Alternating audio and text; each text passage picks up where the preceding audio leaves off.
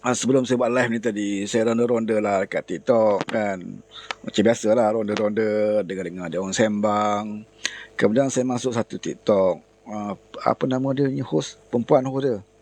Kamel. Waalaikumsalam Kamel. Jalan balon-balon. Kamel. Jadi saya masuk nama dia apa nama host perempuan tu? Pemerhati dunia.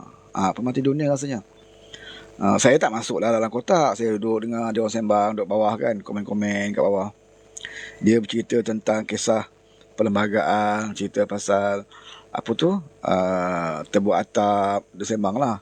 Saya pun komen, saya jawab, saya tak masuk pun, saya tak request pun. Saya cuma nak dengar, nak masuk sekejap kan, nak dengar apa dia orang sembang.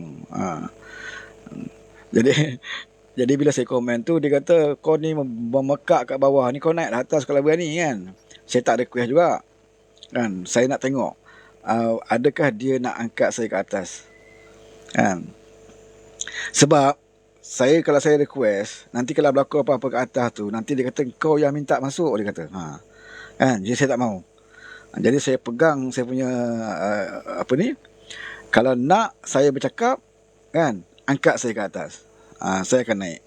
Lepas dia pun angkat naik atas. Lepas tu tanya soalan kan, berkenaan dengan tebuk atap lah. Dia tanya saya, dia kata, ni sibuk-sibuk pasal tebuk atap ni. Saya nak tanya Saudara Wan lah, dia kata. Kan, apakah menebuk atap ini, dia kata, menyalahi undang-undang? Dia tanya saya, apakah menebuk atap ini mendapat perkenan agung itu melanggar undang-undang? Itu jawapan dia, dia tanya saya soalan itulah kan. Jadi saya jawab, dari segi undang-undangnya tidak salah. Dari segi undang-undangnya tidak salah. Bila dia ada cukup orang dijumpa agung dan agung suruh dia angkat sumpah, maka dari segi undang-undang tidak salah.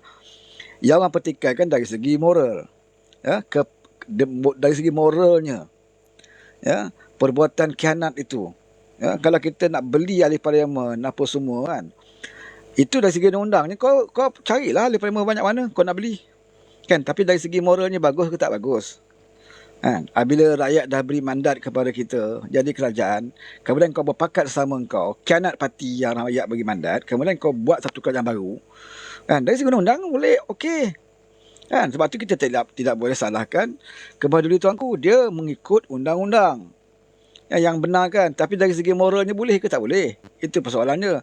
Bila saya jawab macam tu, dia kata, oh saya tak mau spin jawab. Dari segi undang boleh tak boleh? Saya kata dari segi undang boleh, dari segi moral tak betul kan. Dari segi moral tak betul. Contoh kita ada keluarga, kadang kita sesak duit nak makan kan. Jadi adalah tokek judi, tokek kedai nombor ekor, dia bantu kita dengan duit judi dia lah, duit perniagaan judi dia bagi sumbangan kat kita.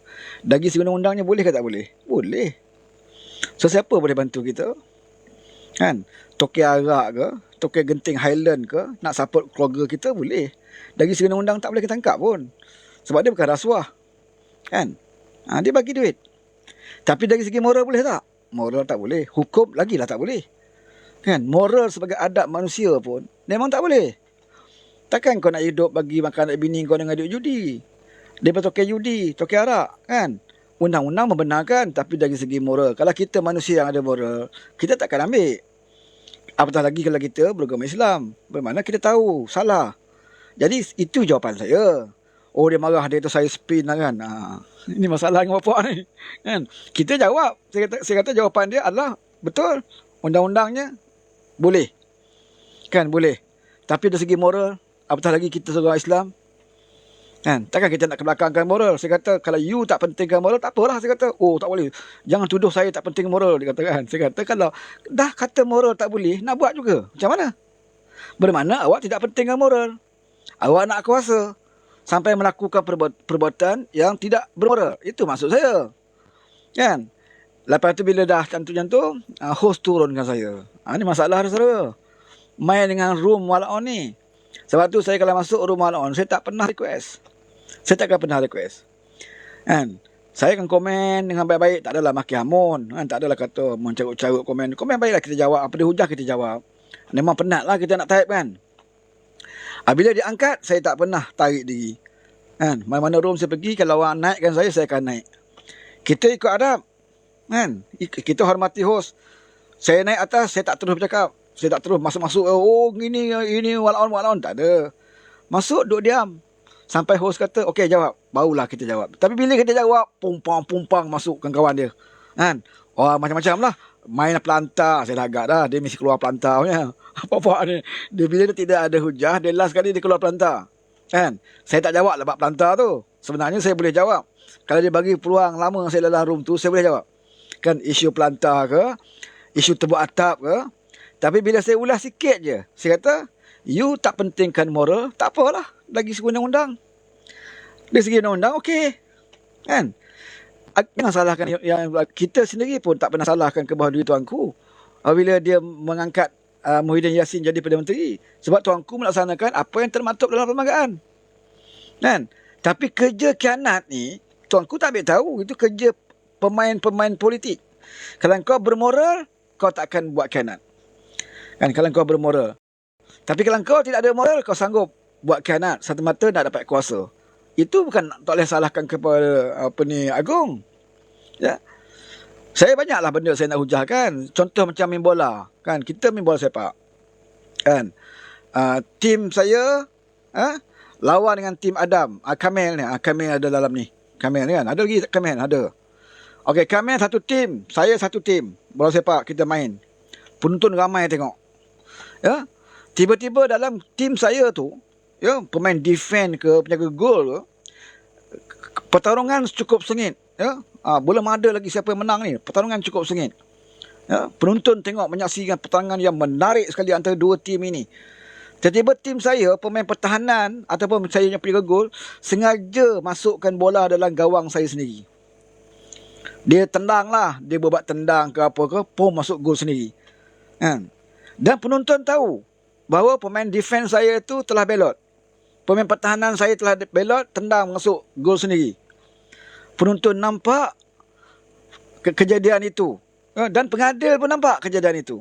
Tetapi dalam segi undang-undang. Dari segi undang-undang, ya, kalau saudara sebagai pengadil, saudara kira tak jaringan itu. Padahal pengadil tahu. Pengadil tahu, defend. Kan? Macam sengaja tendang bola masuk gol sendiri. Pengadil tahu. Tapi pengadil kena buat keputusan macam mana?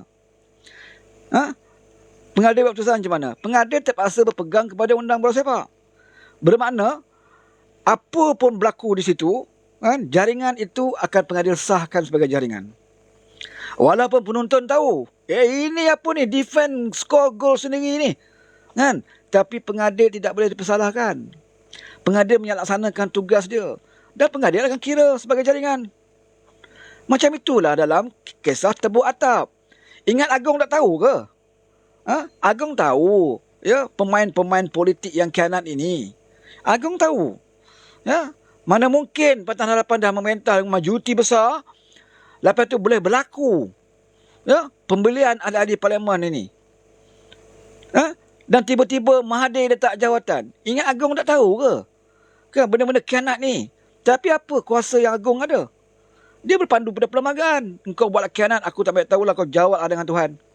Kan? Tapi bila kau jumpa aku, engkau cukup ada orang, aku akan sahkan kau sebagai Perdana Menteri. Ini yang berlaku. Macam saya bagi contoh, bola sepak tadi. Ya, pengadil tidak ada pilihan. Takkan pengadil kata, aku tak kira jaringan itu gol masuk sendiri. Tak boleh. Dia kena kira juga jaringan.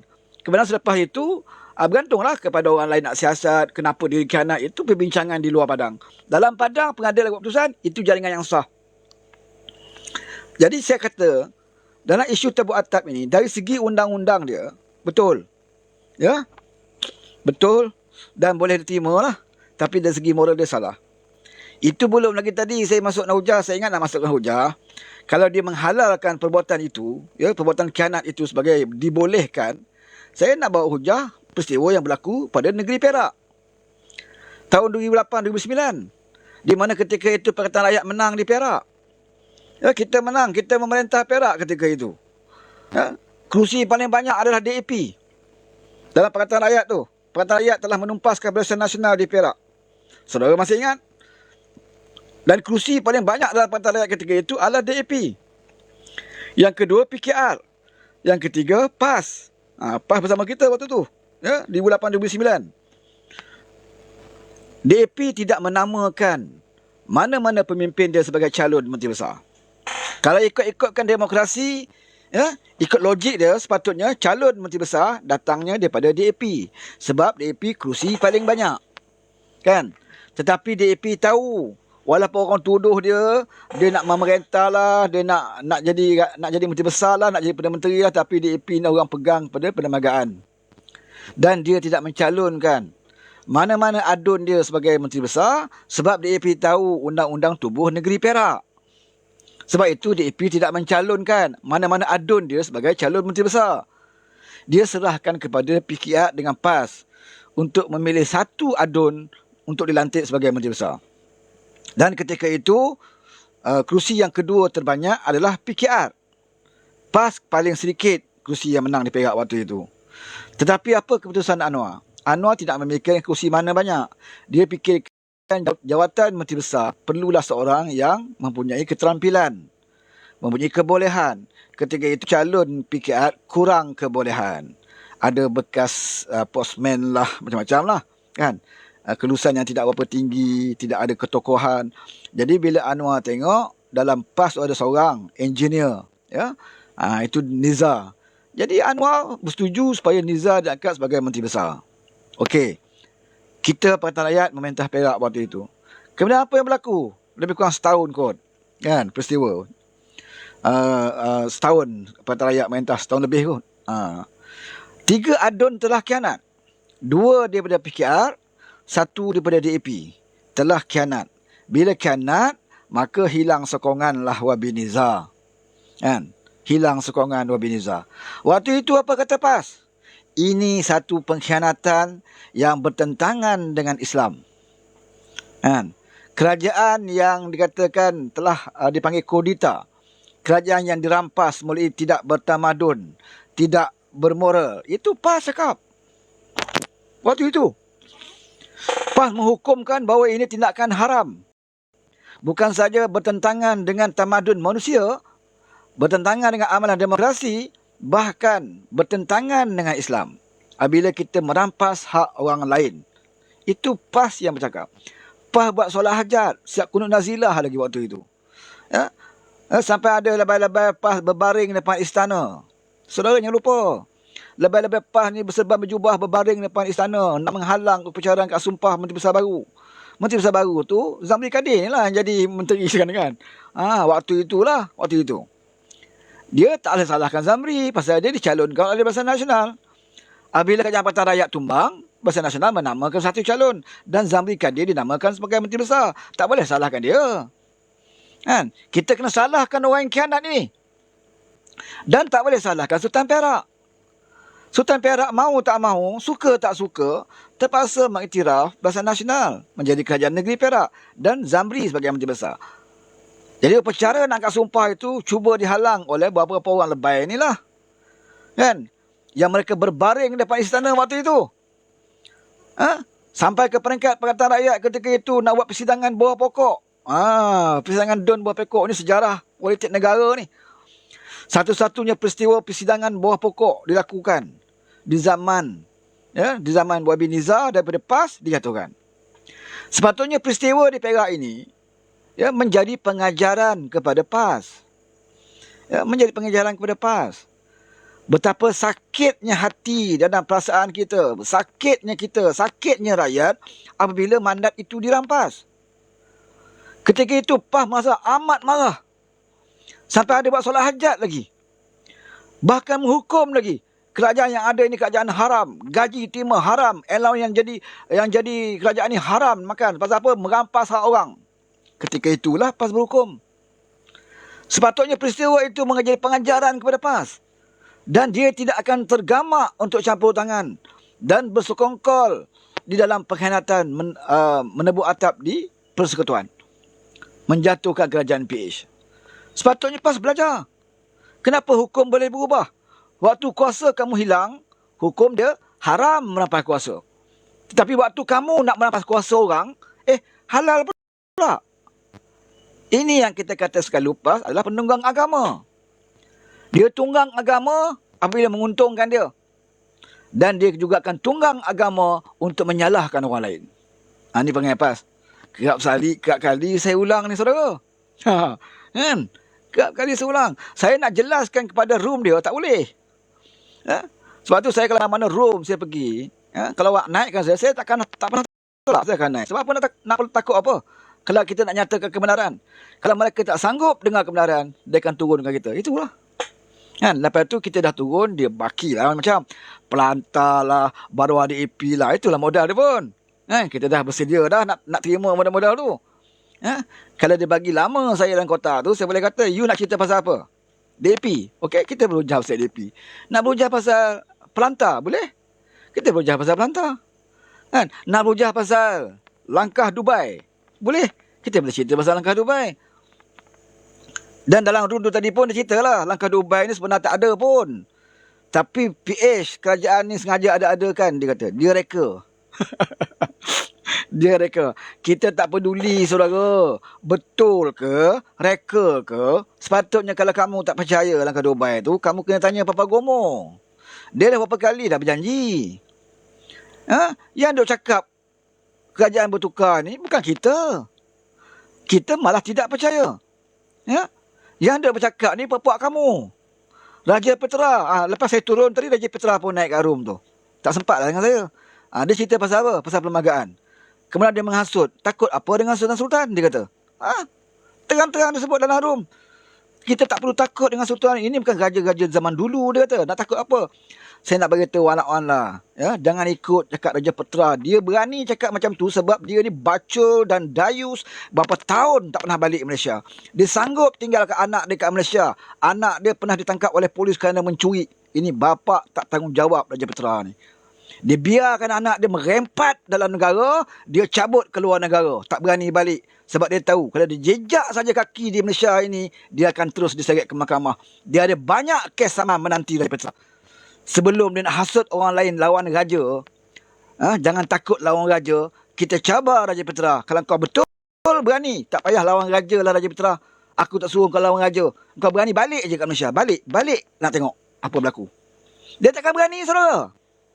Sebab tu orang bodoh ni boleh pakai cakap Raja Petra. Dia boleh cakap apa sahaja. Dia boleh kutuk agung. Dia boleh kutuk siapa sahaja sebab dia berada di luar. Bertahun-tahun tak balik. Anak kena tangkap mencuri pun dia tak balik, saudara. Terbiar anak dia. Ni Raja Petra ni nak cerita pasal moral. Nak cerita pasal demokrasi. Nak cerita pasal negara yang bersih. Negara yang adil. Anak dia sendiri pun ada kes curi. Saudara boleh Google. Bukan saya bohong. Google. Anak Raja Petra dibawa mahkamah kerana mencuri. Anak sendiri pun tak terjaga. Sibuk dekat luar nak jaga negara kita. Sebab tu dia ni cakap. Tolong rekod kat saya. Kalau nak rekod lah. Rekod masuk kat puak room tu. Bagi tu Raja Petra tu. Aku cabar dia. Hari ni dia masuk room. Dia kata jangan takut dengan raja-raja. Ini bukan raja-raja zaman dulu. Dia kata zaman dulu kita takut dengan raja. Sekarang ni zaman dah moden. Aku tak peduli kau takut dengan raja. Kau tak payah lawan raja, wahai Raja Petra. Kau balik ke Malaysia aje. Tak payah lawan sesiapa. Kau balik je. Kau jejak kaki kau. Sebelah kaki saja kau jejak kat Malaysia ni. Kau tahu langit tinggi rendah. Berapa banyak sama menanti dia. Betapa lancangnya mulut dia, saudara. Orang mabuk todi ni tak boleh pakai cakap dia. Saya ni sebut, dia mabuk todi. Raja Petra saman aku. Aku memang nak sangat Raja Petra saman aku. Bila dia saman aku, dia kena balik. Kan? Takkan aku nak bicara kat Manchester sana. Kan? Dekat London lah. Kau nak saman aku, kau kena balik Malaysia. Oleh itu aku kata, engkau mabuk todi. Saman aku. Kita balik. Kita rentak ke mahkamah. Dia takkan berani. Mana ada telur? Tak berani, saudara. Dia berkokok dekat room-room ni lah. Berapa kali Raja Petra duk cakap, kerajaan akan jatuh. Sama macam Papa Gomo. Jadi walaun-walaun lebay-lebay ni, dia kutip cakap siapa? Raja Petra. Dalil dia. Siapa Raja Petra? Kaki minum. Anak sendiri tak turus. Anak pun mencuri.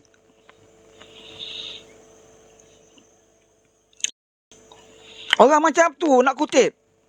Siapa lagi yang kau kutip? Papa Gomo. Siapa dia Papa Gomo? Orang yang kerja polis berhenti rasuah. Berhenti kerja pun kerana rasuah. Orang ni nak bercakap tentang demokrasi. Orang ni nak cakap tentang pertahankan Melayu. Orang ni nak cakap tentang pertahankan Islam. Walaupun boleh pakai cakap dia. Itu sumber-sumber dia. Sebab tu korang ni kena tipu hari-hari. Jatuh kerajaan, hari-hari kena tipu. Sebab kau percaya kepada puak-puak munafik ini. Siapa lagi kau percaya? Ni orang yang mengaku dah keluar Islam ni. Syafiq. Buat live mengaku saya dah keluar Islam. Orang ini nak jadi rujukan kamu. Sebab itu kamu bertambah sesat. Sebab guru-guru kamu ini munafik. Dan ada yang murtad pun bila mengaku keluar Islam ni. Siapa lagi yang kamu ikut? Ni Mamak Tobdi ni, Mamak Tongkang ni, kan? Salih Iskandar ni. Percaya? Memperjuangkan Melayu lebih daripada Melayu. Dia tu boleh tentu dia Melayu. Marah pula tu bila orang viralkan IC dia. Kan? Bercakap lebih daripada orang Melayu lagi. Pemuja Tun Mahathir. Sama lah. Mahathir tu pun bukannya Melayu tulen pun. Mahathir ni keturunan India. Bukan Melayu tulen pun. Sama dengan Salih Iskandar ni. Jadi puak-puak itu datang duduk di Malaysia ni, dia nak tipu ni Melayu-Melayu kita, Melayu Jati ni. Konon dia lebih Melayu daripada Melayu. Kan? Lepas tu nak bagi tahu walaon, percayalah cakap aku bahawa Mahathir itu wali Allah. Walaon percaya. Mahathir wali Allah. Kalau kata Nek Ammar tu kalau sebut nama Nek Ammar tu okey lah juga. Masuk akal lah kan. Mutar Senek ke. Mutar Senek ke. Nek Ammar ke. Tontowi pay per view ke. Kan. Sebut ke Nek Abdul ke. Nak sebut Ustaz Budak kat Kelantan tu ke.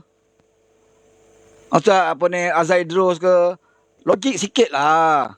Kan. Kalau kamu nak cakap wali Allah. Mahathir wali Allah. Ya Allah. Kan cakap banyak jadi ban lagi. Semalam cakap macam ni. Kena ban petang malam. Siapa ada kat live semalam? Kan? Ni TikTok ni dia tak kerti cakap Melayu. Ni masalah dia. Dia tak cakap Melayu. Bila nampak kita cakap semangat sikit, dia kata ni mencarut, memaki, itu ban. Tak ada amaran. Semalam kena ban. Alhamdulillah betul.